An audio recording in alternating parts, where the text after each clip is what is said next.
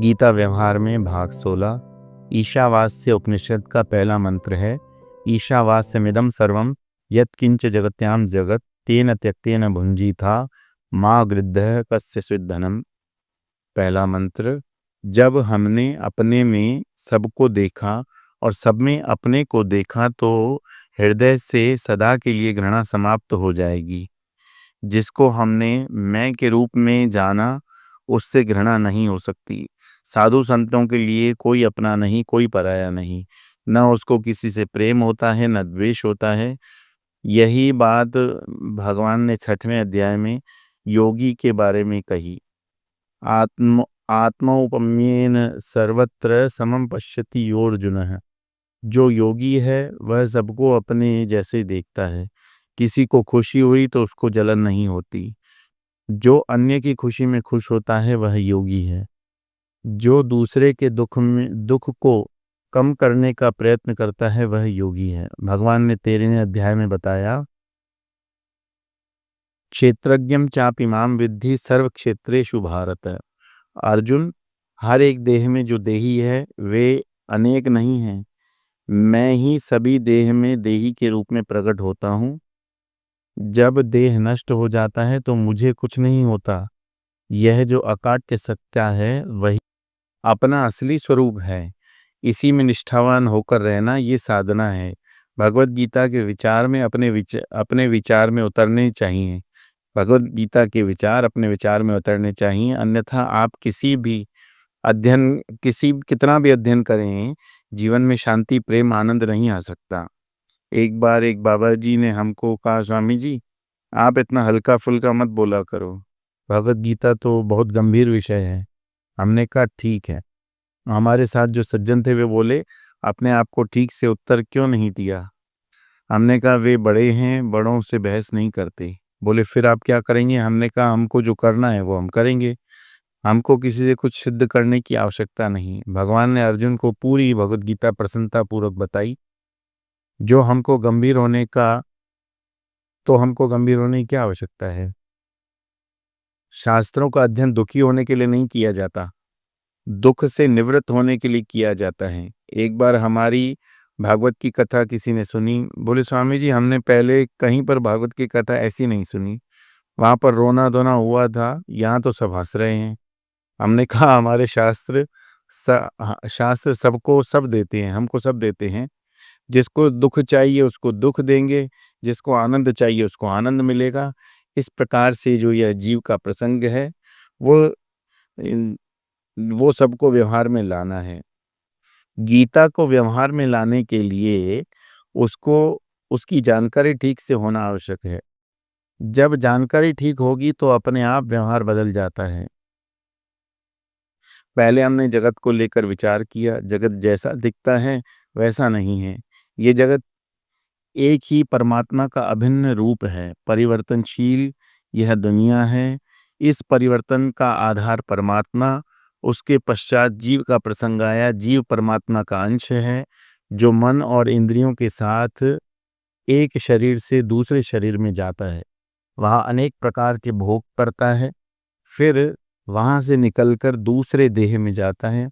जो ज्ञानी हैं इसको समझते हैं, वे जो अज्ञानी हैं इस तत्व को नहीं जान पाते। समझदारी क्या है? जीव अभिव्यक्त है, व्यक्ति नहीं। इसके पश्चात तीसरा प्रसंग आता है। कुल मिलाकर हमको 4 बातें समझनी है। अपने आप में जो धारणा है उसको ठीक करना, जगत के बारे में जो धारणा है उसको ठीक करना। अभी तक ये 2 बातें हमने देखी। जगत के बारे में जो चिंतन किया और अपने स्वरूप में पहुंच गए, जीव के बारे में चिंतन किया, अपने स्वरूप तक पहुंच गए। अब ईश्वर के बारे में अपनी धारणा को ठीक करना, ये प्रसंग 12वें श्लोक से प्रारंभ होता है। यदादित्यगतं तेजो जगद भास्यतेऽखिलं यच्चंद्रमसि यच्चाग्नौ तत्तेजो विधिमामकम्। 15वां अध्याय 12वां श्लोक।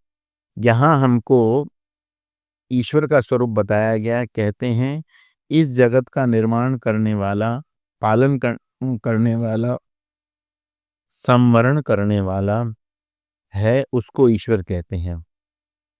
अब इस ईश्वर को कहाँ ढूंढें? कहते हैं एक ऐसी वस्तु है जिससे कोई भी इनकार नहीं कर सकता, वह है सूर्य भगवान।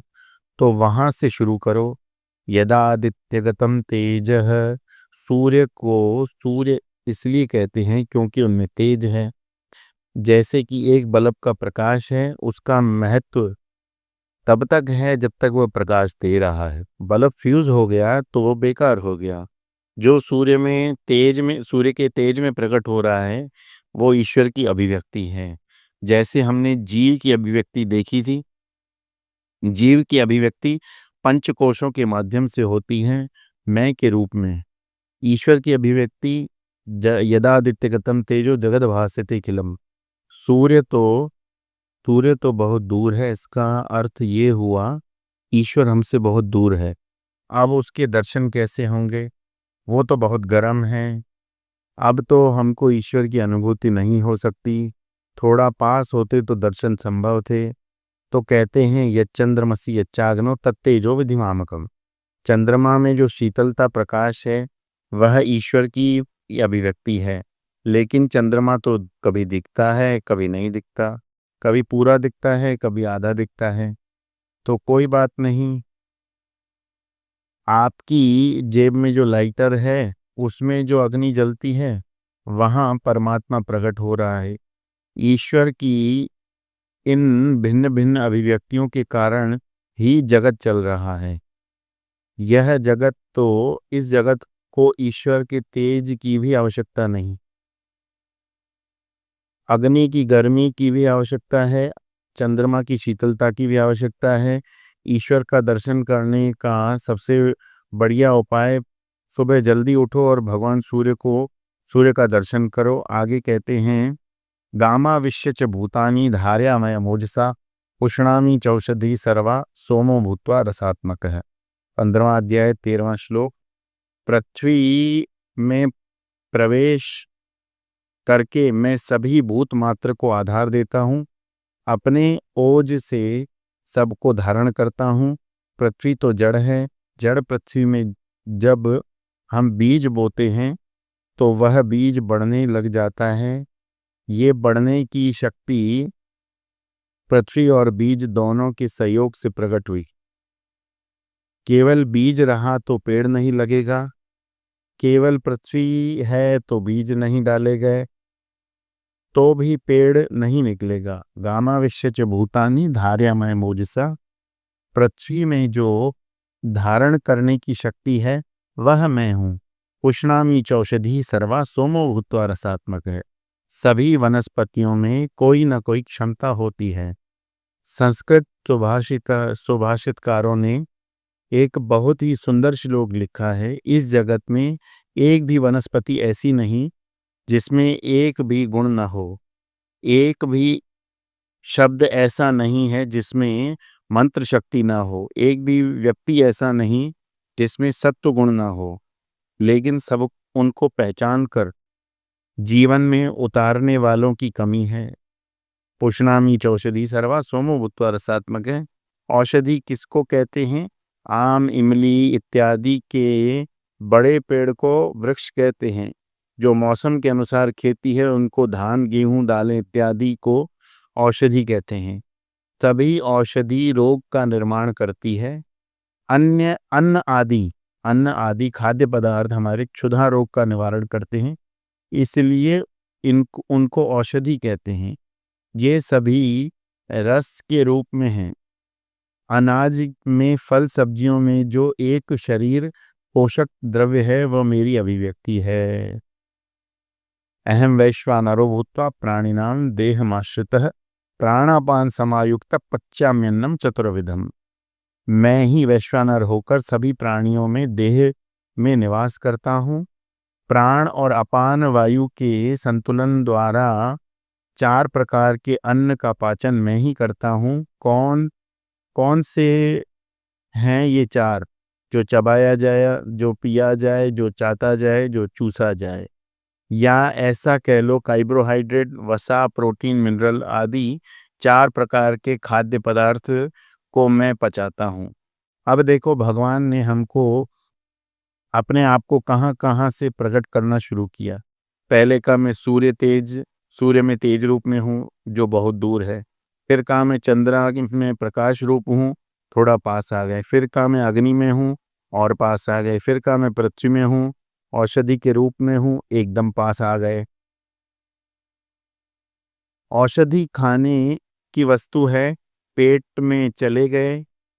जिसको ये भान रहेगा कि कन्हैयालाल कढ़ाई लेकर हमारे पेट में बैठे हैं, उसका वहाँ जठर अग्नि के रूप में प्रकट होकर भोजन को पचा रहे हैं, वह तो सोच समझकर समय से भोजन करेगा। दिन भर बकरी की तरह चर चर कर भगवान को परेशान नहीं करेगा। पहले पेट में इसमें खाना खा आया, फिर पापड़ आ गया, भगवान सोचते हैं अब बंद हो जाएगा, नहीं, फिर कटोरी भरकर आइसक्रीम आ गई, भगवान परेशान हो जाते हैं। तो भगवान क्या पेट में ही है? नहीं, कहते हैं सर्वस्य चाह